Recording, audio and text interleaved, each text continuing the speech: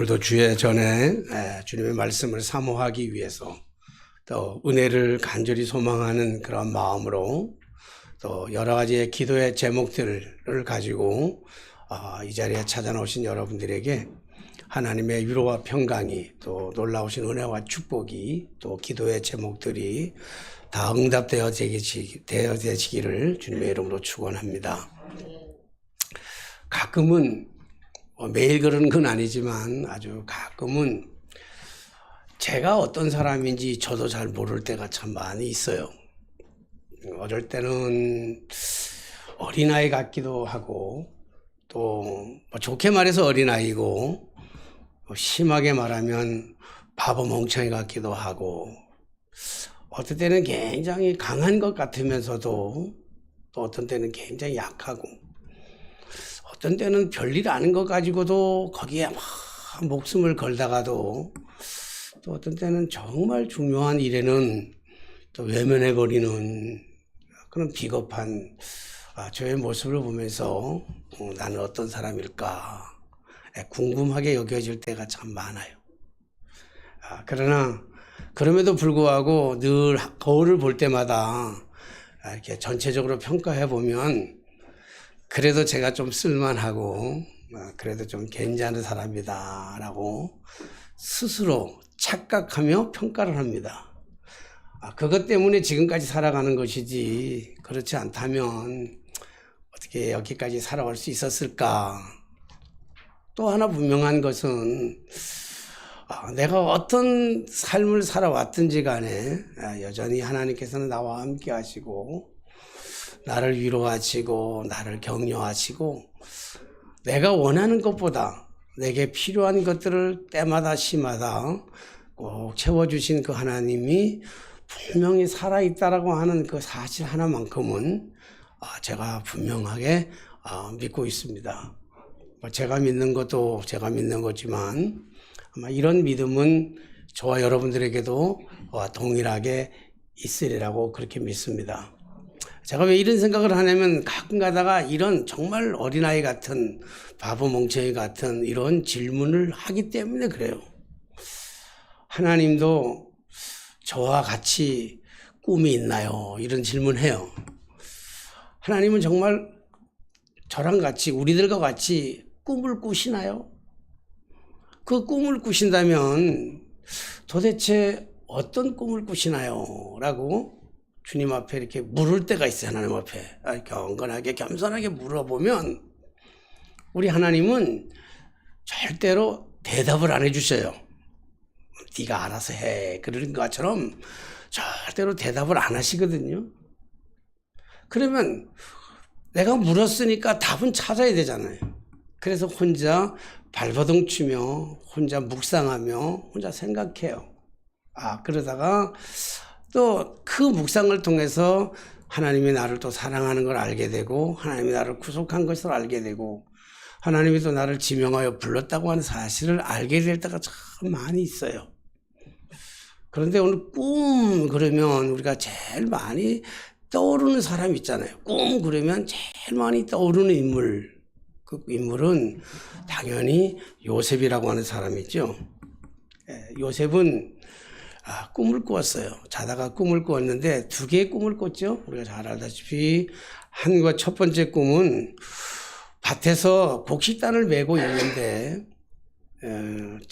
형제들의 곡식단들이 형님들의 곡식단들이 자기를 향해서 절을 하는 그런 꿈을 꿨어요. 첫 번째 꿈이 그런 꿈이에요. 그리고 두 번째 꿈은 우리가 잘 알다시피 하늘의 별과 하늘의 해와 달과 11별들이 자기를 향해서 자기 별을 향해서 절을 하는 그런 꿈을 꿨어요. 사실 이것은 해석을 해보면 누가 봐더라도 지금 형들이 자기에게 절하고 부모님들이 자기에게 절하는 자기가 요셉이 모든 것을 지배하는 그러한 꿈인 것은 누구나 다 해몽을 통해서 알 수 있는 이런 꿈입니다. 요셉도 처음에는 그 꿈의 의미를 잘 모르지만 어쨌든 그 꿈을 꾸고 형들에게 자랑함으로 말미암아 그 꿈이 계기가 되어서 요셉은 큰 어려움과 고초를 겪게 돼요. 형님들의 시샘을 받아가지고 형님들의 질투를 받아가지고 결국은 네가 꿈꾼 그 꿈이 이루어지나 보자. 결코 너가 꾼 꿈은 이루어질 수가 없는 거야. 말도 안 되는 거야. 그리고는 그 형들이 요셉을 질투하고 시샘하고 모함하고 그래서 결국은 요셉을 죽이려고 하다가 죽이는 것보다는 차라리 미디안에 지나가는 미디안의 상인들 장사꾼들에게 요셉을 은 20개에다가 팔아버렸어요. 그래서 요셉은 은 20개에 팔려서 지금 저 애굽 땅에 노예로 팔려가게 되는 것이잖아요. 노예로 팔려가면서 겪었던 그리고 이 요셉이 겪었던 꿈 때문에 겪었던 수없이 많은 어려움과 고초들, 물론 그 어려움과 고초들을 다 겪고 나서 과정을 지나서 결과론적으로만 본다면 여러분들이 잘 알고 있지만 요셉이 애굽의 국무총리가 되었잖아요. 애굽의 총리가 된 걸 보면 전화위복이기도 하고 잘된 것 같기도 하고 그 과정을 무시하고 결과만 가지고 본다면 참 잘된 일입니다. 하지만 그 과정, 총리가 되기까지의 그 과정을 우리가 살펴본다면 그는 그 과정을 경험해서 수없이 많은 어려움을 겪어야 했죠. 고통과 아픔, 고충, 고뇌. 그래서 때때로는 그 어려움이 닥칠 때마다 스스로 고백하기를 차라리 이런 꿈은 안 꿨으면 좋겠다. 이런 꿈은 차라리 내게 없었으면 좋겠다라고 하는 포기하고 싶은 마음이 참 많았을 거예요. 내가 왜 이런 꿈을 꿔가지고. 그리고 그 과정에서 차라리 이 꿈은 없었으면 좋겠다는 생각도 수없이 많이 했을 거예요. 그러나 이 모든 것이 다 애굽의 총리가 되어가는 과정이었기 때문에 이것은 필수적인 조건이었습니다.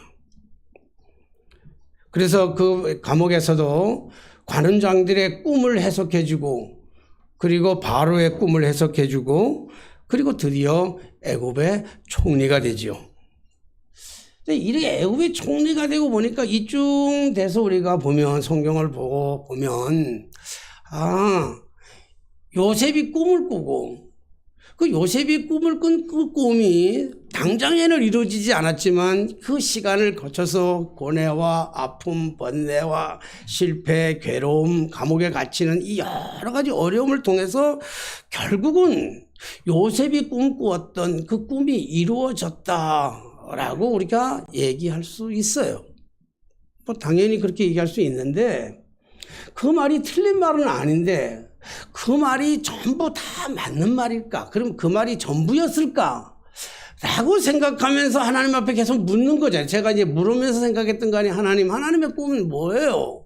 하나님이 꿈을 꾸고 있다면 어떤 꿈을 꾸고 계세요? 하는 질문 속에서 요셉이 떠올랐기 때문에 그 요셉의 꿈을 가만히 생각하면서 우리가 지금 평상시로 알고 있는 이 꿈은 요셉이 꾼 꿈이고 요셉이 이런 꿈같이 생각되어지는데 하나님의 꿈이 뭐예요? 하고 물어보는 그 질문 속에서는 그 꿈이 요셉의 꿈이 아니라 하나님의 꿈이었다라고 하는 사실을 발견하게 되었습니다.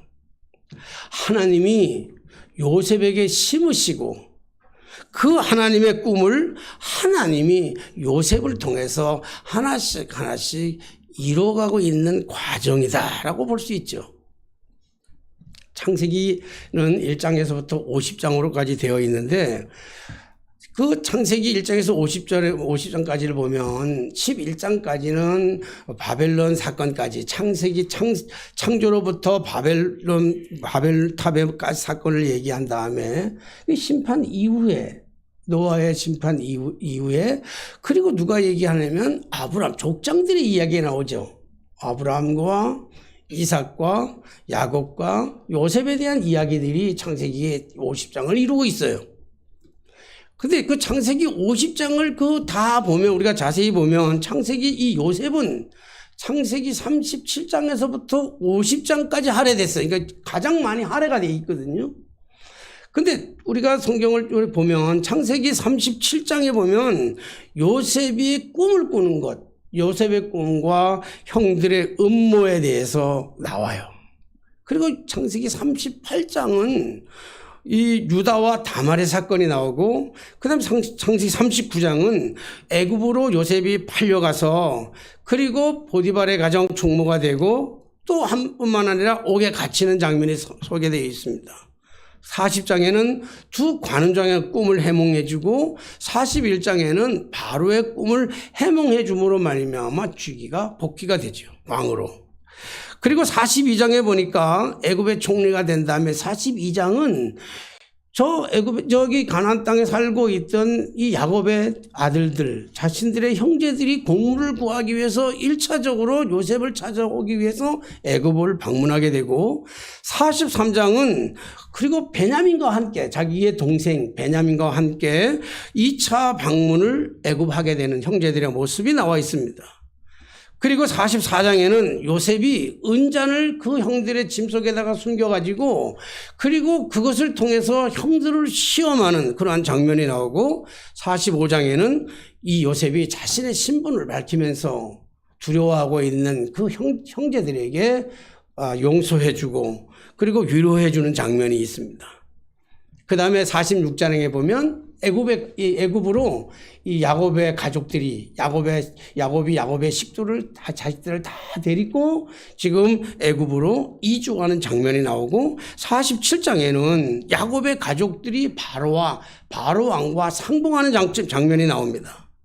그리고 48장에는 야곱의 노년과 요셉의 두 아들들에게 축복해주는 그 야곱의 모습이 나와 있고, 마지막 50장에는 야곱이 죽어서 장례를 치르고, 그리고 장례 이후에 형들이 또 요셉에게 찾아와서 아버지를 핑계 삼아서 우리를 용서해달라, 아버지가 용서해주라 그랬다. 그러니까 요셉이 염려하지 마십시오. 그러면서 요셉이 형들을 용서해주고 더군다나 위로해주는 장면이 나오면서 마지막에 요셉이 죽는 거로 창세기가 끝이 나고 요셉의 이야기가 끝이 납니다.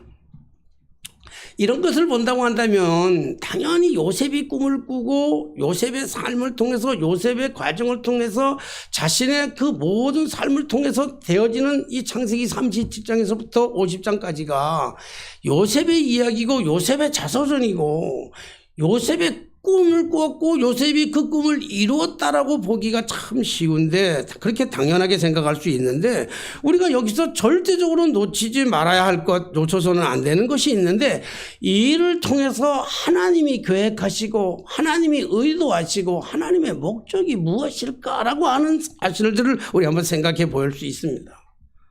오늘 창세기 37장부터 50장까지 요셉의 이야기를 쭉 쓰고 있는데 38장에 보면 느닷없이 아주 희한한 이야기가 툭 튀어나와요. 그 얘기가 누구냐면 유다와 다말의 이야기가 나와요.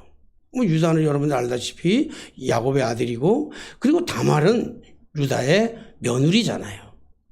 그런데 유다가 다말하고 관계를 해가지고 베레스와 세라를 낳는 그러한 장면들이 갑자기 밑도 끝도 없이 갑자기 거기 툭 튀어나와요.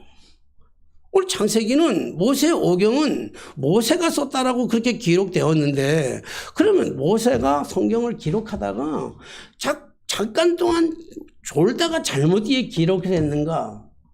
아니면 그때 잠깐 술 한잔하고 취한 뒤에 그거를 썼던가? 그건 절대 아닐 거라고요. 그러면 분명히 그 안에 성경이 쓰여진, 그 안에 말씀에 쓰여진 분명한 이유가 있을 거예요. 의도가. 거기에 유다의 이야기를 기록한 의도가 있는데 그 의도를 잘 모르겠잖아요, 우리가. 의도를 잘 모르겠는데 왜 여기다가 갑자기 이 의도를, 요셉의 이야기를 쓰다 말고 갑자기 유다의 이야기가 툭 한 장만, 38장 한 장만 툭 얘기하고, 그리고 또 온데간데 없어져요, 유다의 얘기가. 왜 그랬을까라고 하는 것을 추론해 보면, 여러분 우리가 마태복음 1장 1절을 한번, 마태복음 1장을 한번 보실까요? 성경이 있으면 마태복음 1장, 그 비밀의 키가 여기에 있습니다. 마태복음 1장 1절부터 6절까지만 우리 한 절씩 교독하겠습니다. 1절부터 6절까지. 아브라함과 다윗의 자손 예수 그리스도의 계보라.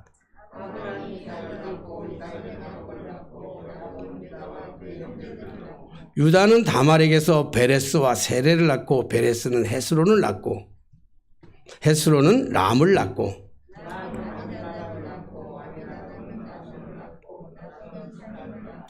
살몬은 라합에게서 보아스를 낳고 보아스는 룻에게서 오벳을 낳고 오벳은 이세를 낳고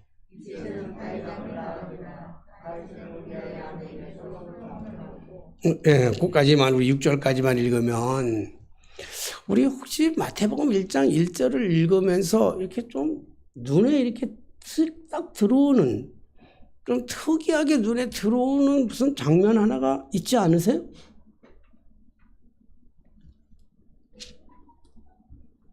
잘 모르겠어요?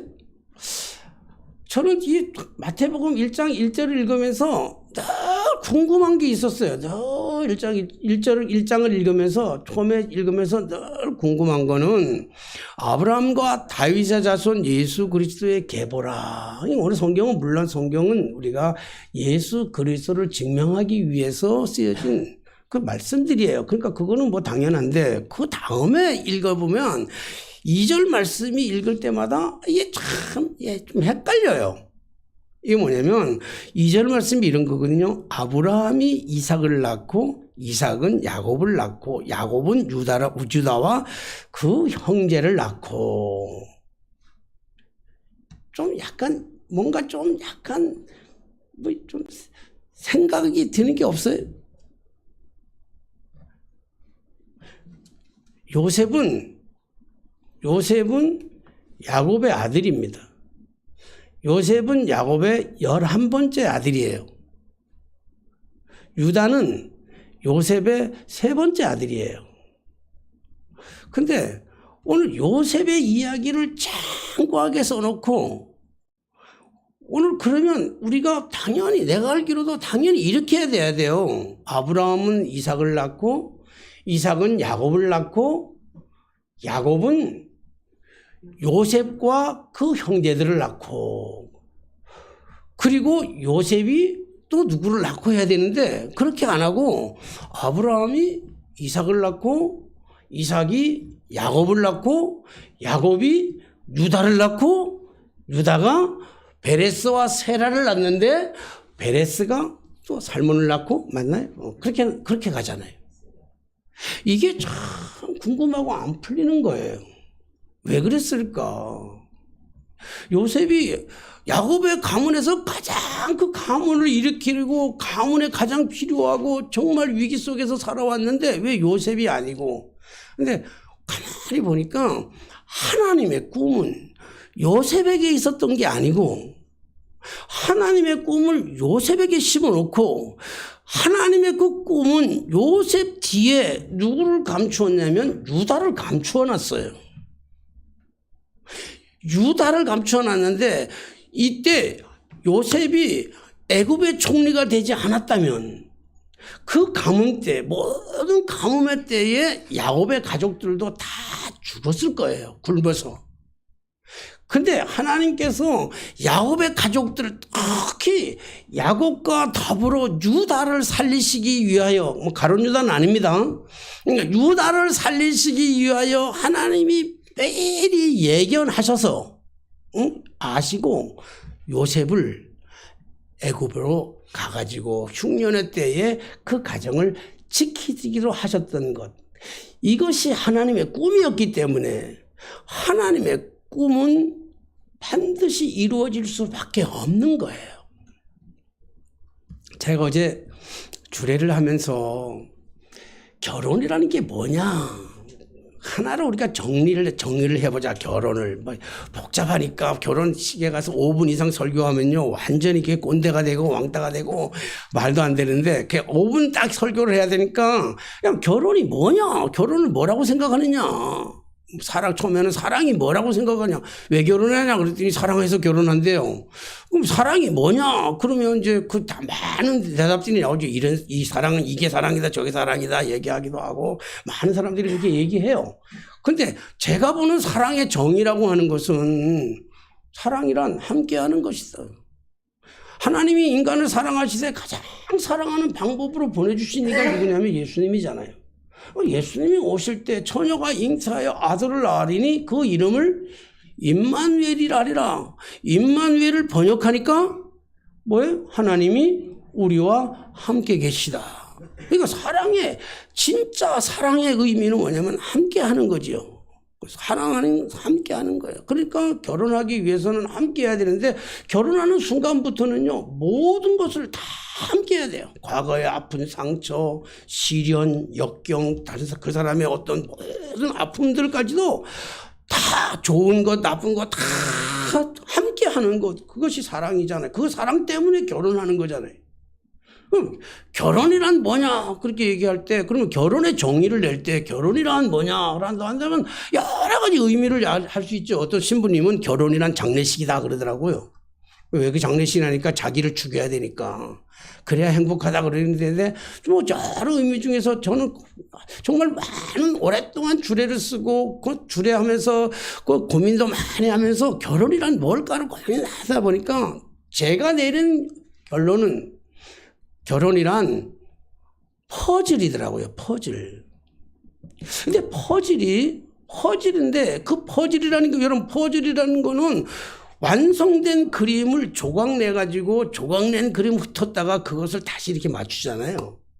이 결혼은 그림 하나하나 조각 그려가지고 우리 둘이서 신랑과 신부가 그런 결혼을 해가지고 그려가지고 조각 만들었다가 나중에 합치는 게 아니고 그런 게 아니에요. 결혼은 이미 하나님께서 신랑 신부에게 이미 하나님께서는 완성된 그림을 그려놓고 이미 그려놨어요. 다. 그 그림을 그려놓고 그 그림을 조각조각 내가지고 흩어가지고 줬어요. 두 사람한테. 그 너희들이 한번 맞춰봐라. 그래서 그걸 맞춰가는 과정이니까 만드는 과정은 그렇지만 이 맞춰가는 과정 속에서도 너무 힘들어요. 조각조각을 그 제자리를 찾아가는 게 너무 힘들어. 짜증나.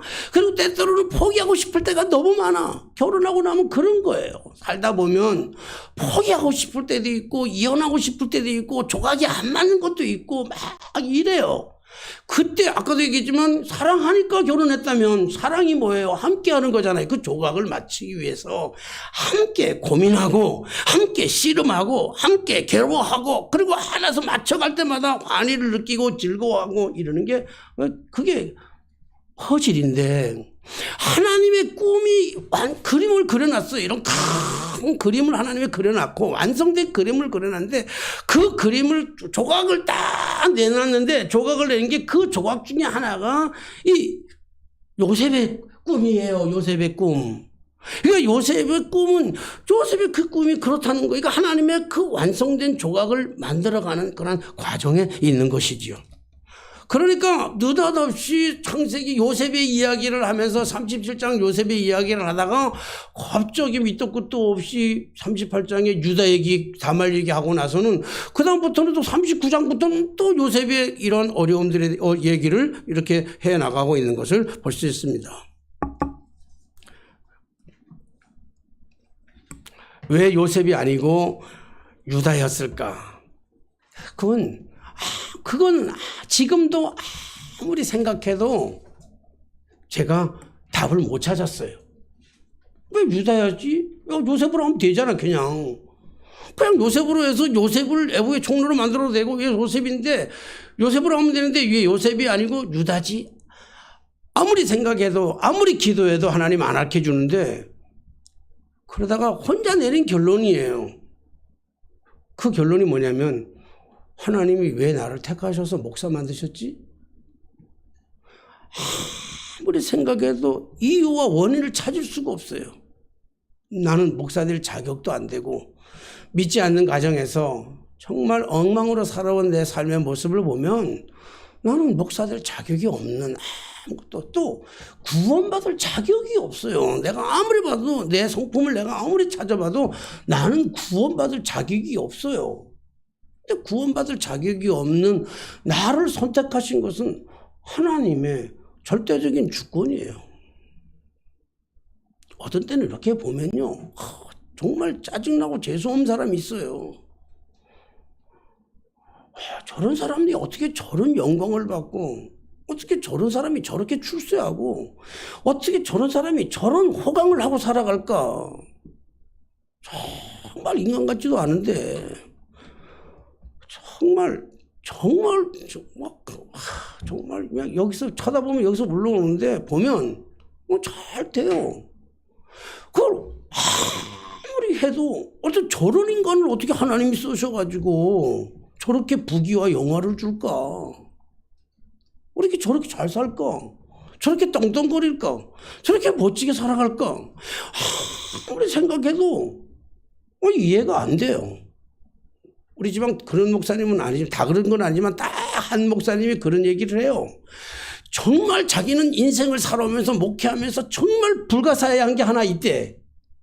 그 불가사의한 게 정말로 풀리지 않고 정말로 불가사의한 하나 한 게 있는데, 그게 뭐냐면, 그거죠. 댕기면서 다 그렇게 사람마다 사람마다 다 그렇게 얘기해. 그게 뭐냐면 천세기가 아직도 파고다교에 다림하는 게 이해가 안 된대. 응? 그 목사님은 얘기로는 뭐 또 큰 교회 가서 멋지게 크게 멋지게 해야 당연할 거라고 그렇게 생각하나 봐. 내가 생각하는 거하고 그분이 생각하고 나를 좀 다르게 생각하긴 하는데, 여러분 도대체 하나님의 이게 뭐냐면 하나님의 절대적인 주권이라는 거예요. 하나님이 유다를 선택한 거는요, 하나님의 절대적인 주권이야. 어쩔 수 없는. 그것 가지고 내가 더 이상 그것 가지고 따질 수는 없어요. 왜냐하면 나를 선택하신 하나님의 이유, 우리 다성이를 택한 하나님의 이유가, 왜 다성이를 우리 가정에 보내줘가지고, 우리 아이들의 쌍둥이를 왜 4명이나 보내줘가지고, 어떨 때는요, 지금도 그래요. 왜 쌍둥이들은 좀 딸 쌍둥이였으면 얼마나 좋을까? 그건 모르는, 하나님의 그 계획이고 하나님의 섭리고, 이거는 우리가 따질 수가 없어요. 어쩔 수는 없어.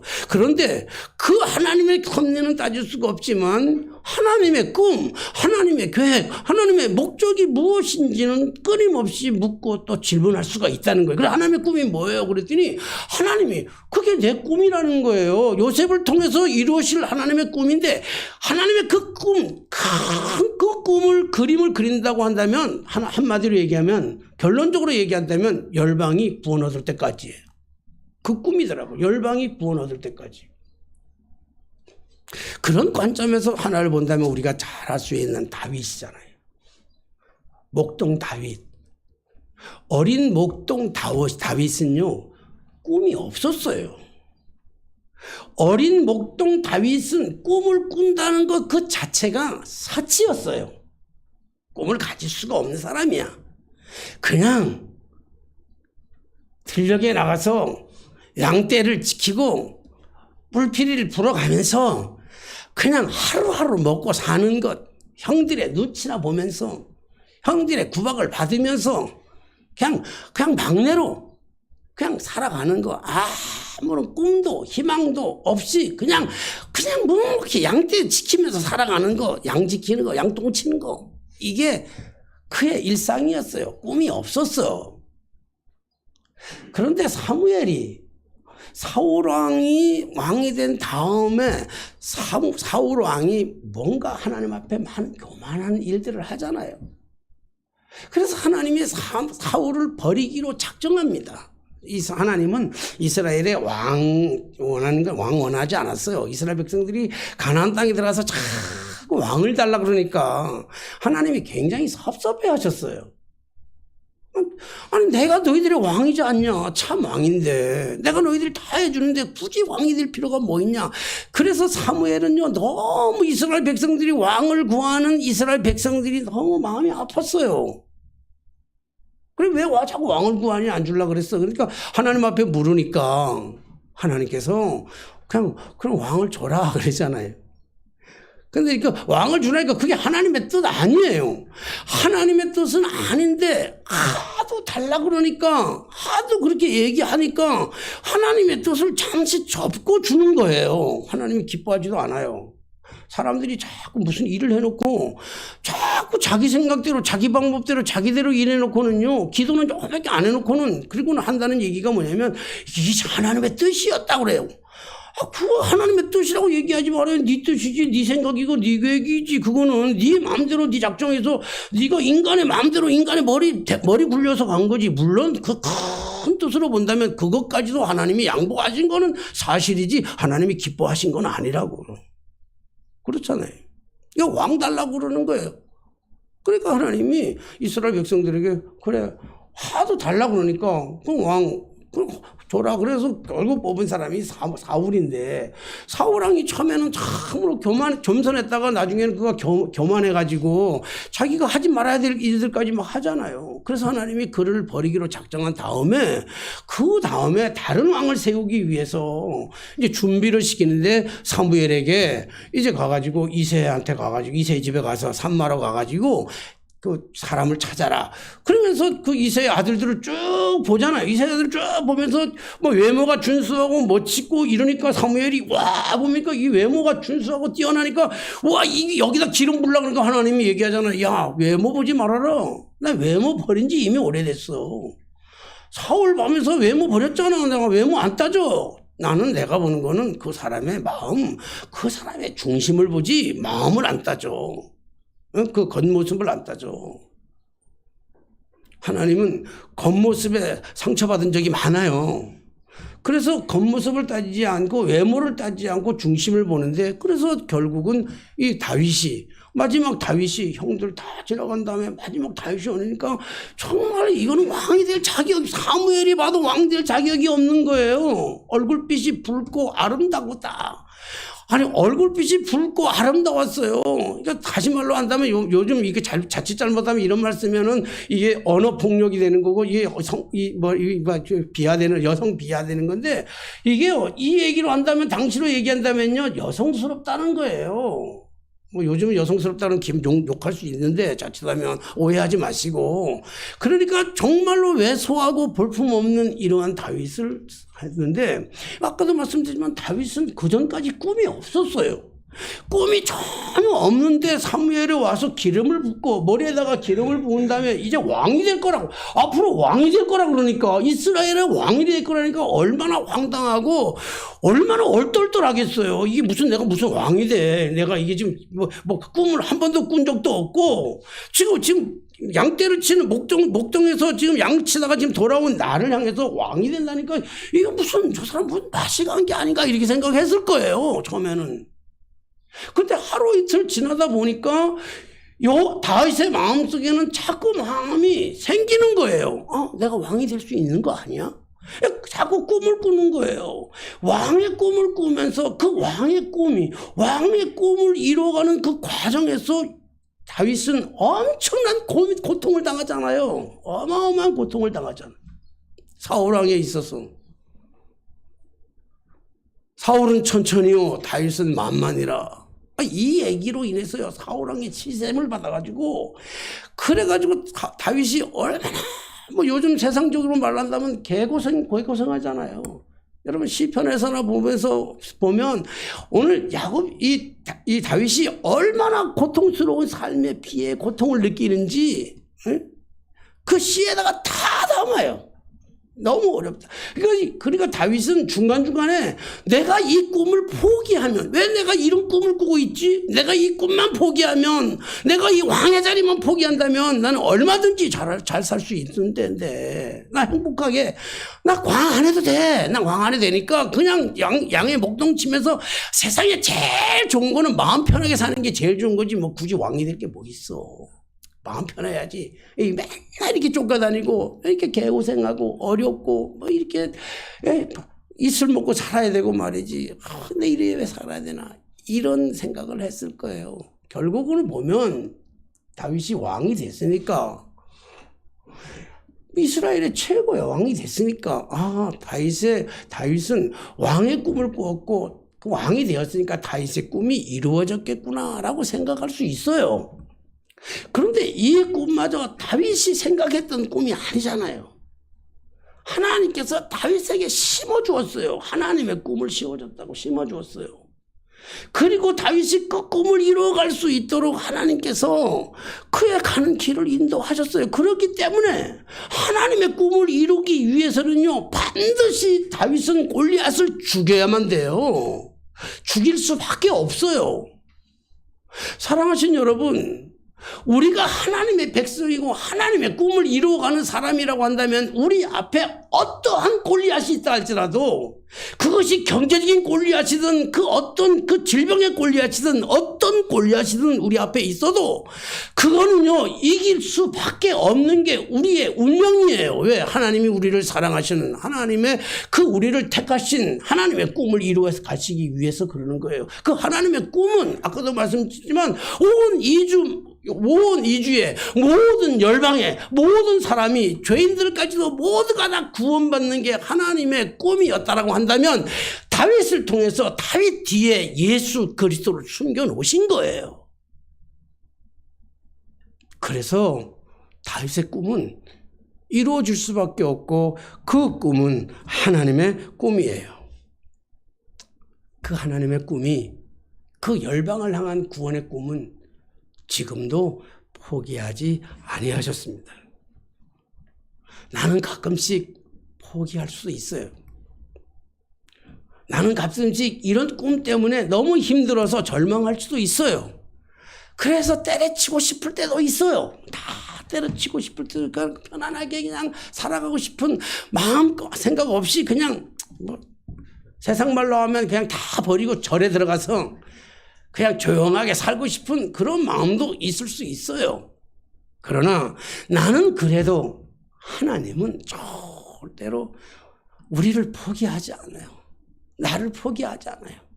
예수님을 이 땅에 보내주신 저 2000년 전부터 오늘 이 시간까지도, 아니 내일도 모레도 여전히 하나님은 하나님의 꿈을 포기하지 아니하시고 하나님의 꿈을 이루시기 위해서 하나님은 지금도 일하고 계시는데, 그래서 하나님의 꿈은 지금도 진행 중이에요. 그래서 오늘 설교의 제목을 하나님의 꿈은 지금도 ING다 그렇게 얘기했어요. 지금도 진행 중에 있습니다. 단순히 이 꿈이 나의 이익을 위해서, 나의 영달을 위해서, 나의 하나의 내 개인적인 출세를 위해서 그런 꿈이라면 그건 욕심으로 꾸는 꿈이겠죠. 욕심이 잉태한 즉 죄를 낳고, 죄가 장성한 즉 사망을 낳느니라. 나 개인적인 꿈, 나 개인이 이룰 수 있는 내 개인의 영달, 내 개인의 목적, 내 개인의 좋은 삶, 내 개인의 쾌락, 내 개인의 즐거움, 내 개인이 누릴 수 있는 모든 부귀와 영화를 위해서 꾸는 꿈이라고 한다면 그건 하나님의 꿈이 될 수 없지만, 그러나 하나님께서 우리에게 그 가슴 속 그 모퉁이 속에, 저 깊은 모퉁이 속에 하나를 심어 던져놓은 그 꿈이 있다면, 그것이 어디에 있든지 간에, 벵글라데시에 있든지 간에, 네팔에 있든지 간에, 미국에 가 있든지 간에, 그 어디에 가 있든지 간에 상관없이 하나님의 꿈은 그곳에서 분명하게 진행되고 있는 줄로 믿습니다. 그렇기 때문에 우리가 포기하지 않는다면, 요셉도 그 어떤 고통과 어려움 속에서 포기하지 않았습니다. 다윗도 그 어떠한 역경 속에서도, 그 어떠한 시련과 고뇌 속에서도 다윗은 포기하지 않았습니다.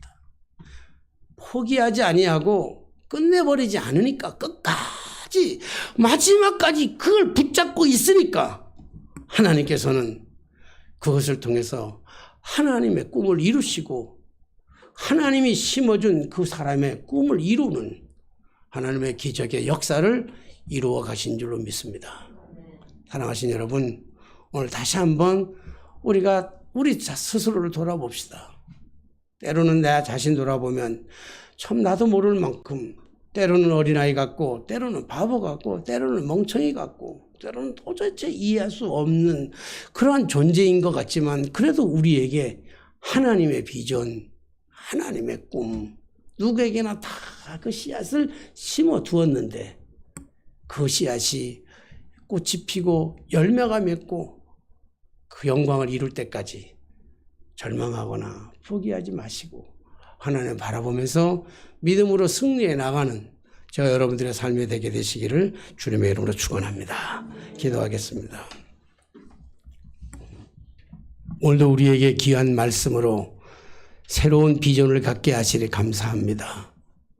우리가 꾸는 꿈이 아니라 나 개인의 목적을 이룬 그 개인의 삶이 아니라 하나님의 영광을 위해서 하나님의 나라를 위해서 하나님의 꿈을 완성해가는 이 과정인 줄로 믿사오니 주여 우리로 하여금 다듬어 가시고 보듬어 가시고 세워주시고 일으키셔서 하나님의 거룩한 그 꿈 열방이 구원을 얻을 때까지 우리가 주 앞에 주님을 붙잡고 주님의 십자가를 붙잡고 승리하며 나아갈 수 있는 저희들의 삶이 되게 해 주옵소서.